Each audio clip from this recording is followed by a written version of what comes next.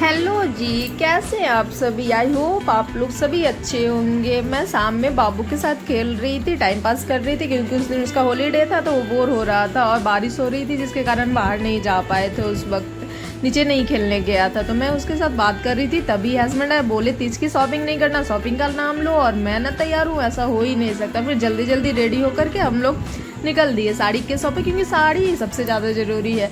फिर साड़ी के शॉप पे गए तो पता चल रहा है यहाँ स्टाफ ही नहीं है। नीचे सूट का सेक्शन है, ऊपर साड़ी का सेक्शन है। फिर हम लोग साड़ी वाले सेक्शन में गए, वहाँ पे वेट करना पड़ा क्योंकि स्टाफ लिमिटेड थे तो दिखाने में प्रॉब्लम हो रही थी। फिर हम लोग 10-15 मिनट तक वेट किए, फिर सोची क्या करूँ तो चलो वीडियो ही शूट कर ली। मैं उस टाइम वीडियो शूट करने के बाद फिर तब तक भी नहीं स्टाफ आए, बोर हो रहा था, ये भी मैं भी, सब लोग हम लोग बोर हो रहे थे। फिर उसके बाद वो आए तो ये भैया थोड़ी सी देर हो रहा था क्योंकि कस्टमर नहीं थे, और कस्टमर थे स्टाफ नहीं थे तो दिक्कत हो रही थी। फिर हम लोग वेट कर रहे थे। उसके बाद फिर भैया आए, बोले कि आओ जी देख लो आप भी ये।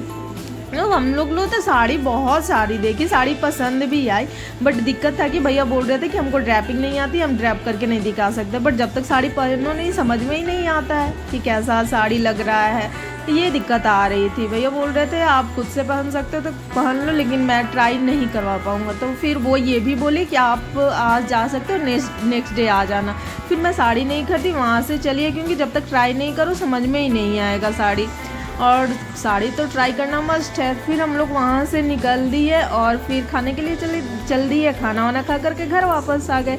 यदि आपको वीडियो पसंद आए तो please like share and subscribe करें। तब तक के लिए बाय बाय।